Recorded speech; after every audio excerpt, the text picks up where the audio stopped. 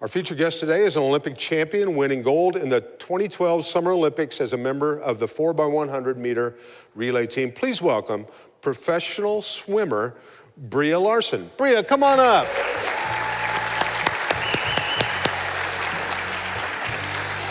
Welcome. Thank you. Good to have you here. Good to be here. Thank you so much. Right off the bat, have you ever done any dog surfing? I have not. Okay. Yet. Well, good. Then I'm going to ask you to stick with me yet. I like your attitude.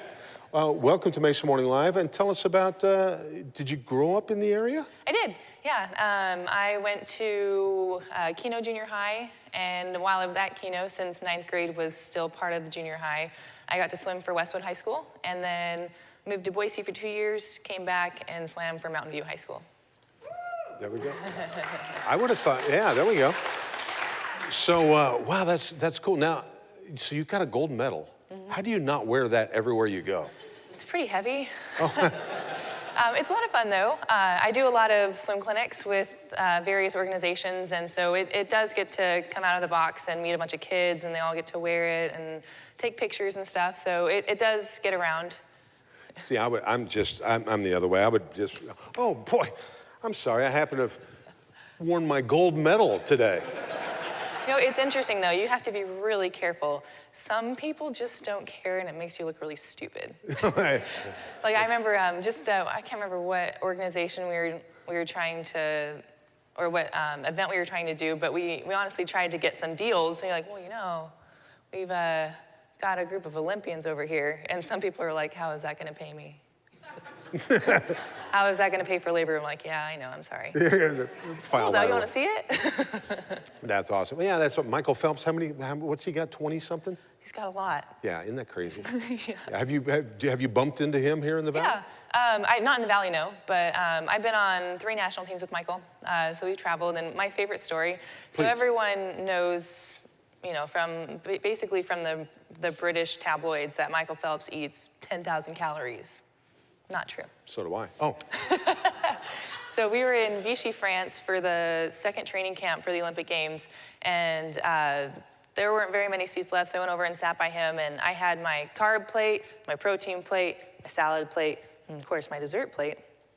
And I looked over at him, and he just had one plate. And I asked him, I was like, is that all you're gonna eat? And he goes, oh, yeah. I was like, I thought you ate a lot. And he goes, oh, it's all British tabloids. And I just kind of looked at him, and I was like, I eat this much because of you.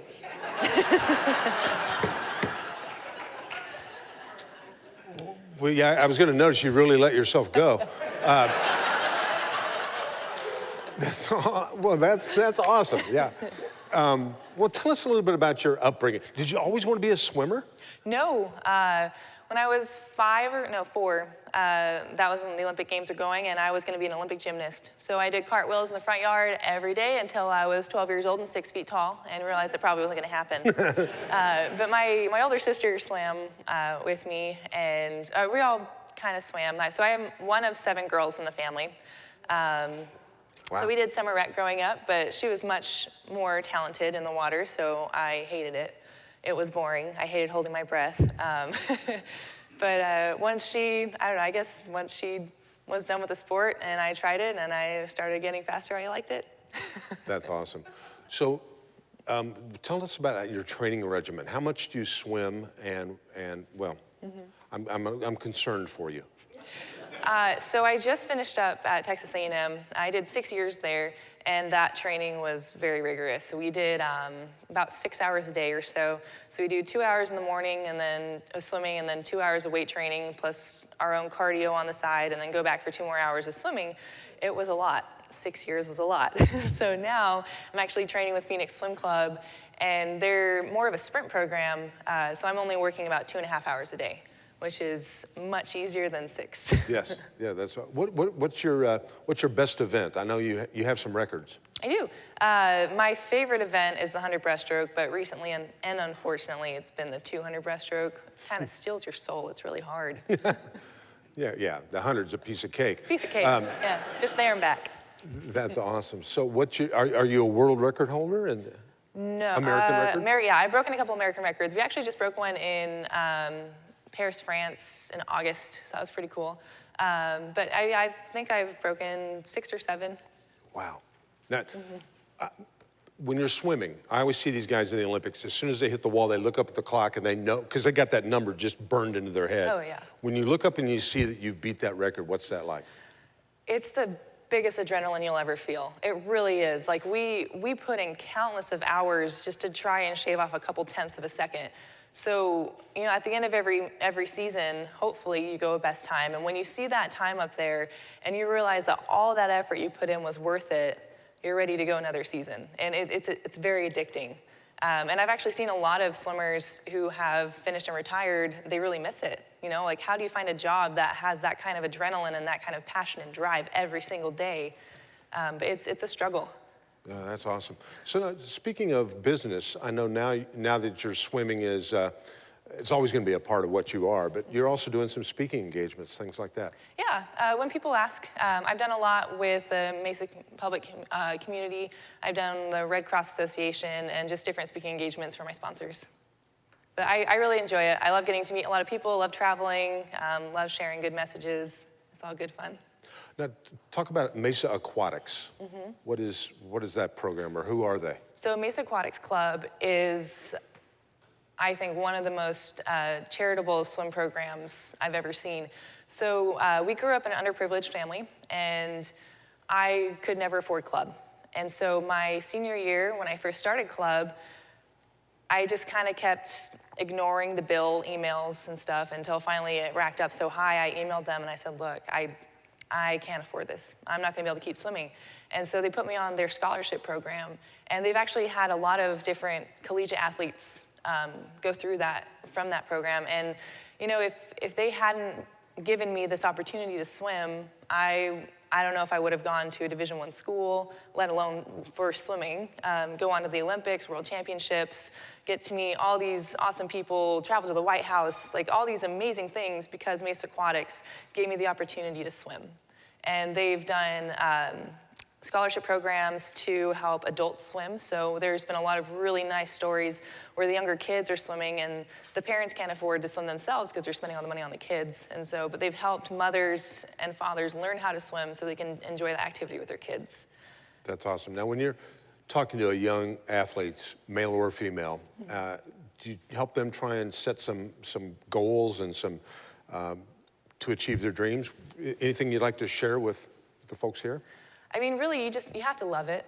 If you're doing something and you're not enjoying it, I feel like it's a little bit harder to succeed in such endeavors. But if you just have to keep the end goal in mind, write it down. Write it down on your mirror, write it down on your notebook, make it your email password. Don't share that. But you know, I think it's really important to look at what you have in front of you and appreciate the hard work you're putting in. Because I truly believe if you are doing what you love and you're willing to put in 110% effort and try harder than everyone else around you, I don't see why you can't be one of the best in the world at that. Well, there you go. I like it. Is that what you, well, let me ask you this, when you used to train, that's the solitude and the loneliness a swimmer must, I mean, you get there and swim early in the morning, before anybody else is awake, you're putting in miles. What's going through your head when you're underwater and you're just thinking, God, I could be sleeping right now? Where's my carb plate? You know, it's actually really invigorating in a sense that you go home and like, so on Monday mornings we hop in the pool at 5. So when I say I practice at 5, I'm not waking up at 5. I'm waking up at like 4:15. Wow. And it's painful to set your alarm to the 4. But you know, when we're finished at 7, you know, I get out on the road and I realize that a lot of my friends are probably still sleeping and I've put in 2 hours of work already and I'm ready to go. You know, if I want to get grocery shopping done or whatever else in the way, I've already done so much before 10 a.m. that my day is much longer. You know, it's filled with much more exciting events, I guess. I'm exhausted just listening to this.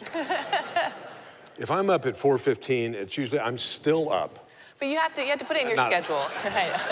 Not because I woke up. So because of that, you do go to bed obviously earlier. So your day is just shifted hour-wise. That's awesome. Well, I know you're adventurous. Would you be open to any questions that these absolutely. These frightening people might have? We got a microphone here. Anybody got any questions for Breeja? And what's the? I'm 6 foot. Yeah. That. This summer is World Championships in Budapest. So training for that. We'll have trials in Indianapolis at the end of June. And I got invited to this competition in Rome, really excited. So it's a charity event, and all of the prize winnings go to the Make a Splash Foundation with USA Swimming, which is just used to help do swim lessons and try and lower the rate of children drowning, because that is, I think, the #1 cause of death for children. And it's silly, because it's really just exposure. You have to make kids feel safe in the water. And there are so many programs here in Mesa that offer those kind of the support and the opportunities to have your children learn how to swim, and adults as well. I think it's something that we should all learn how to do. It is a life skill. You know, it's not quite the same as learning how to run or ride or bike, but it's a life-saving skill. And it can be very enjoyable. And it's a lifelong sport as well. Mesa Aquatics has this master's program that is just full of characters. You know, a couple different times, we have this thing called a get-out swim. So when the workout's really hard, you ask your coach if you can do a get-out swim. So if you swim a certain amount of yards in a fast time, then you get out of the workout and you're done. And I've heard 82-year-old women just crankily ask the coach, like, Paul, I want to do a get-out swim. Like, it doesn't change from 8 to 80. We all just want to do a get-out swim. And it's like, Amy, you pay them. You can go home whenever you want. That's awesome. You know what is really interesting? I've just noticed, and I'm sure there are some in Mesa, but throughout the valley, there's little businesses in like strip centers that where I used to go for my dry cleaning, they have now gone in, created a pool, and they teach swim schools. Swim schools. What a genius business opportunity. It really is. And also to just keep our people safe, you know. Because we are such a warm state, it's a huge summer activity, you know, and it would be hard for me to imagine, but the comfort level of a child if they're invited to a pool party and they don't know how to swim. Yeah. You know, and at a certain age, you don't want to wear floaties anymore. And so I think it helps with their confidence as well. But, you know, like, because we are in swimsuits, it makes them more comfortable with just their body themselves. And joining a swim team, it's like you can't play swimming. You know, you can play basketball, you can play volleyball, but you can't really play swimming. Right. And so you create this bond with your teammates that is just phenomenal, and lifelong friendships, because you sweat, bleed, and cry together. It is fun. Trust me, it's fun. But, you know, you create a kind of friendship that I never felt from other sports that I did. But I'll be a lifelong swimmer. No matter how long I go professionally, I'll continue to swim. That's awesome. You know, when certain athletes come on the scene, like when Tiger Woods got into golf, all kinds of kids started playing golf.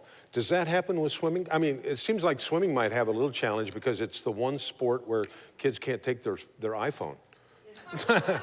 I mean, I'm kind of joking, but I'm kind of serious. You know, there are waterproof headphones now. I saw a couple of those at the last meet, so you can still listen to your music. Oh, that's awesome. But they're actually making it a lot easier now. We have 400,000 members in USA Swimming, so 400,000 swimmers across the country. Wow. So it is growing, and I think after every Olympics, it grows a little bit more too. And I think one of the best things about swimming, I'm not positive with other sports, but the professionals get to interact with the younger generation every single competition. You know, so I'm doing, so the Mesa Pro Swim, which is in Skyline High School in the middle of April, there will be ages 15 all the way up to 32. So these 15-year-olds get to compete against Olympic gold medalists. You know, what other sport gets to do that? You know, what other high school kids get to play basketball with LeBron James? Yeah. You know, it just doesn't happen, but you get to compete with all different ages and skill levels. And I think in a way it really helps the swimming community as a whole, because you get to see that you can be the next Olympian. Why not? You've already trained with them, you've raced against them, you have your own lane. No one can touch you, you can't touch them. The water's just as long, or the water's just as wet, the pool's just as long. I think it's definitely a sport where a lot of dreams can come true, because you get what you put into the sport. That's awesome. Goofy question, but I'm known for that. wherever you go, is the facility, is everything kind of the same? I mean, like in track and field, altitude's a big deal. Yes. Does that happen? Oh, yes. Yeah, okay. The few times I've been privileged enough to train in altitude, it's painful. Yeah, because your lungs are burning. Yeah, and you for indoor pools versus outdoor pools, the chlorine content and pool chemicals can be different. The Texas A&M ladies don't have eyebrows. They just get burned off, so that's no fun. My eyebrows are back because I'm swimming outdoors now, so that's great. Wow, that's right. Has anyone, have you ever been in a lane really going the 100 breaststroke, and a guy surfing, ironing comes up next to you? Has that ever happened? I haven't had that. Okay, good. No. That would be a scary dream. I usually don't get in their lane. Yeah, I think we had another question somewhere. There we go, toward the back. This is more in regards to your underwater headphones, but what type of music do you usually listen to get yourself pumped up? Or before a meet, do you listen to really get you in the mood? I'm a very anxious person, so I usually try and downplay my music. I have a lot of natural hype, and so I usually try and listen to really calming music before I go into races. I listened to Lindsey Sterling a lot during 2012, but I like a lot of indie pop, just something happy. Angry music just gets me too wound up. I can't do it. Like the adrenaline is too much. That's awesome. Did you have an angry face like Michael Phelps had on that guy? No. Remember when he was sitting there and that guy was trying to mess with his play head games and he was shot him that stink eye? That was awesome. Chad Licklow, I thought that was really funny. So the media plays a lot of stuff, sure. But Chad does a lot of boxing with his younger brother, and he showed all of us very long films on his phone of him just boxing with his brother. And we're like, that's cool, dude. Awesome. And so I can imagine being in that ready room and he's just sitting there boxing it out and everyone's just like, really? Yeah. Really? All right, you do you, dude.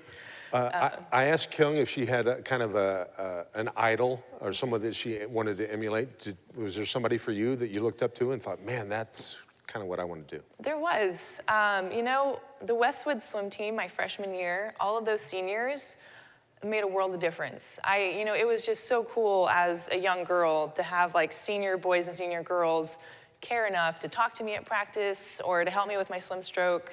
So one of them I've always really admired is Jessica Davis. She went to Purdue to swim, and I actually got to go to NCAA's championships my freshman year, and she was there. So that was a really cool moment for me. But you know, it's not so much the accomplishments of other people, because I'm friends with multiple world record holders, and it's really neat. And so when other people outside of the bubble hear that, they're amazed by it, but really it's just people in your social group. Right. I really admire all the hard work that a lot of my competitors put in. And so I guess my heroes kind of change all the time. I really look up to those who can sacrifice so much and keep going through the hard times as well. But there's a lot of heroes in swimming and in sports in general. That's awesome. Any other questions here? There's one. How important was coaching to you in advancing your career, and do you have a favorite? Coaching? It is very important. I'm kind of a crybaby in the water. Emotions run high. But I always give it my best effort. So if someone were to yell at me while I'm trying, I break down and I just become a docile creature in the corner. So I definitely needed a coach that was going to be very just soft, I guess, and just always tell me how to fix things, but never get angry if I couldn't perform how they wanted me to. But Brad Herring, who started Mesa Aquatics Club up again in 2010, he was amazing. And now he's a pastor in Washington. And then I went to Steve Boltman at Texas A&M, and I think he's the most underrated coach there is. He's just phenomenal. Has given up his entire life for the sport of swimming. And now I'm with Garrett McCaffrey at Phoenix Swim Club, and he's amazing too. I've been very fortunate of having wonderful coaches. Unfortunately, not every coach should be coaching. There's a lot of coaches out there that kind of tear down their athletes, and it's very unfortunate. But I've been very blessed to have great coaches in my career. That's awesome. Well, here's one more. Yeah, what's the one of the biggest challenges that you've had to overcome as an athlete, and kind of how did you do that? I think I have one of my favorite stories to tell on that is my freshman year. It was brutal. So I had been swimming year-round swim club for about a year before college, and all these other girls had been swimming that way since they were 10. So I was a good 8 years behind in experience. And there was one morning where I went to breakfast and I was too tired to eat my oatmeal. Like I was literally too weak to bring the spoon of oatmeal from the bowl to my mouth. So we almost referred to eating like dogs from the bowl. And I remember crawling into bed and texting my mom this really sad message about how I was going to drown. I was going to die that day. I don't think I can do this. It's too hard. This is just too much. I'm not cut out for this. And she looked over it and she thought about it for a while and she wrote back a phrase that I always remember. And it was, "This is what it feels like to be a champion." And it just hit me, you know? And I love to tell all the kids that I get to speak to is that anything that is difficult is worth it. If you go home mentally exhausted, physically exhausted at whatever adventure you want to go on, it's lonely. It is. It's very lonely to work that hard and give up a lot of things like your weekends out or watching your TV shows late at night. But putting in that much effort and going to bed completely exhausted and feeling very defeated, that's what champions feel like. You know, they have to go through a lot of these slums to keep going and pushing through the really hard times where they're gonna drown, you know, mentally or physically. But I tell myself that a lot whenever I'm going to bed and, you know, I'm almost laughing because I feel so fatigued and just thinking, this is what it feels like to be a champion. This is what I have to do in order to get to the next level. That's awesome. Well, we can all learn from that, can't we? How about a nice round of applause? Breeja, Larson, thank you. I would say gymnastics' loss was swimming's gain. And you know, my coach actually told me that swimming is just like gymnastics. You know, every motion has to be so articulated and you have to land every turn. So really, I did get to go just water gymnastics. Yeah. It's all good. That's awesome. Well, I always wanted to be a swimmer, but they wanted me to wear a one-piece. You still can be. I still can be? You still can be, yes. There's Oh yeah, you multiple talked about master's the programs. I could do the swim out, the buyout, whatever you call it. Yeah. So I'm guessing you don't swim everywhere you go. Do you have a car? I do, Is it ever dirty? always. Well, how was that for a smooth segue? Not anymore. As being our special guest, we'd like to give you a $100 detail gift card for Cobblestone. I don't know if you can still be an amateur if you accept that.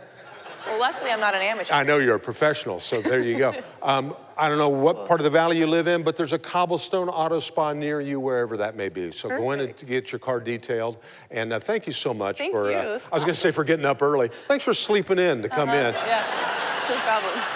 How about a big round of applause for Breeja Larson? Thanks, Breeja. Thank you very much. Appreciate it.